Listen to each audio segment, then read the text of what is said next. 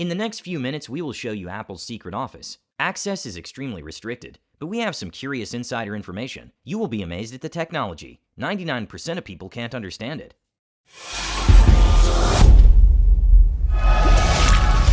Think bigger. In 2017, construction on Apple's new headquarters, called Apple Park, was officially completed. It took 4 years to build and cost Apple over $5 billion. That makes it one of the most expensive buildings on Earth, and many people have wondered what exactly Apple got for their money. So in this video, we're going to take a look inside Apple Park and discover the buildings and facilities that make the headquarters so special. Alright, so now let's start off with the main building on Apple's campus, which is officially called The Ring. It features 4 stories of office space for over 12,000 employees. A walkway lines the inner and outer perimeter of the building, which means it'd take about 7.5 minutes to reach the opposite side, or about 15 minutes to walk all the way around.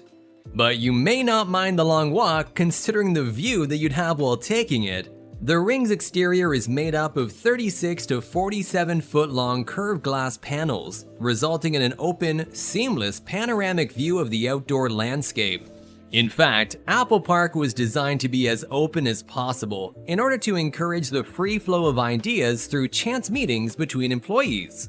That's why office spaces are formed into pods where a worker could be in deep concentration 1 minute, then bump into a colleague the next. But not everyone was enthusiastic about this approach, with many employees writing into tech journalist John Gruber criticizing the open floor plan. Even more complained about the glass walls and doors, which were easy to run into when distracted. In fact, 2 workers were actually injured and required hospitalization after walking into the building's translucent walls and doors. This prompted employees to stick post-it notes on the glass and make sure the obstacles are more noticeable. But they were quickly removed because they distracted from the building's design. Another way the Ring encourages employee interaction is with one big restaurant instead of small several ones located throughout the building. That means employees have to walk further to reach the cafe and increases the likelihood of interactions while eating, since everyone is forced into the same 58,000 square foot eating area. The restaurant itself is called Caf Max and features a 4-story sliding glass doors, the largest in the world, that open to the courtyard on nice days. I gotta tell you about the cafe. Why? Because they serve nitro coffee.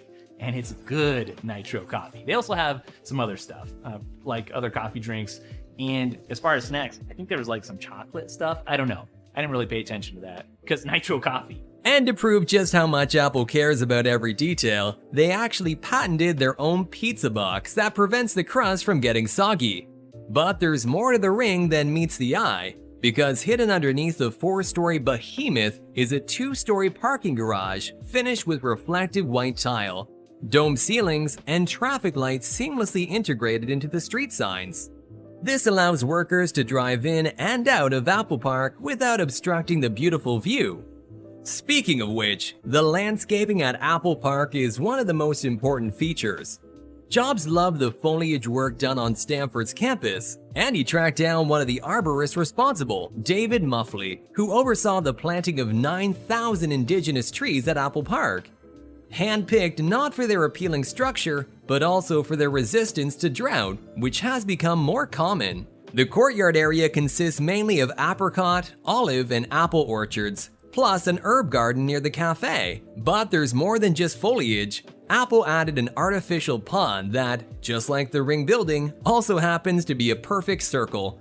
There's also a rectangular feel with a rainbow structure that actually serves as a stage for speakers or performances. The stage was actually co-designed by Jonathan Ive and Foster & Partners. It uses the same rainbow colors as the early Apple logo and features rounded arches that can be fitted with lighting equipment. But it's important to point out that the Ring is just one of several buildings at Apple Park. If you travel to the Northwest area, which you can reach by using one of the gray Apple bicycles, you'll find a building that may look a bit out of place.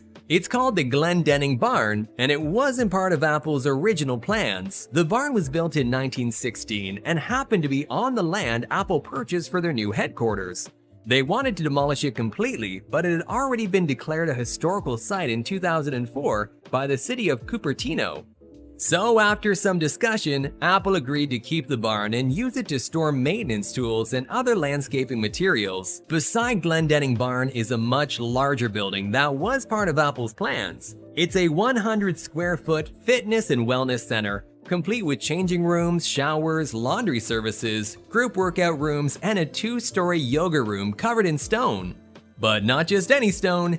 Jobs made sure it was sourced from a specific quarry in Kansas and carefully distressed to make it look like the stone from his favorite hotel in Yosemite. Moving further south, you'll find the sports field, where workers can enjoy a game of basketball or tennis. And even further south is the Apple Park Central Plant, which is attached to the southern parking garage. Heading east from the southern garage, you'll find my personal favorite building, the Steve Jobs Theater. It's a circular building made up of curved glass panels, topped with the largest carbon fiber roof in the world. There's so many amazing details about this building that I'll probably make an entire video dedicated to it, so make sure you're subscribed for that. But long story short, the glass panels actually act as support beams for the roof, so no columns are necessary. And if you're wondering where the actual theater is, it's all underground. You can reach it by either taking the beautifully crafted curved staircase or by walking into the glass elevator that slowly rotates as it descends, allowing it to have just one door instead of two.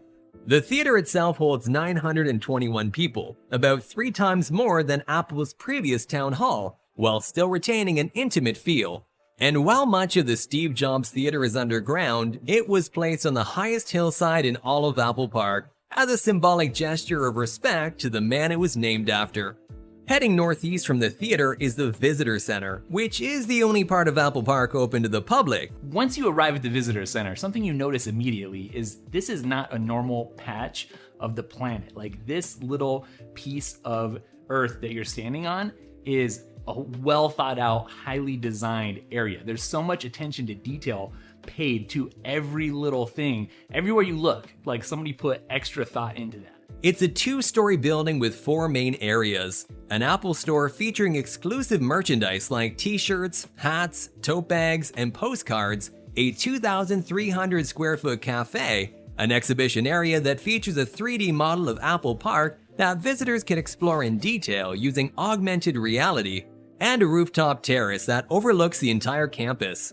When you get up, there's a rooftop terrace with some more tables, and it's lined with wood, and I'm pretty sure when I was up there by myself, I could smell the floor. I don't know why. I was smelling like a wood smell. I don't know if they treat it or keep it nice.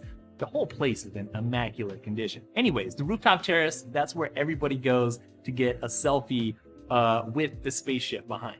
The Visitor Center also has an underground parking garage with almost 700 spaces. Now, this $5 billion headquarters has received its fair share of criticism for being too extravagant and its construction too perfectionist. But I think those words describe precisely the type of campus Steve Jobs wanted for Apple. In the words of Tim Cook, Steve's vision is reflected all around us at Apple Park. He would have loved it here, in this place he dreamed up, the home and inspiration for Apple's future innovations. Have you ever purchased a product on Amazon? Get to know who Jeff Bezos really is and where all his accumulated fortune comes from in our next video.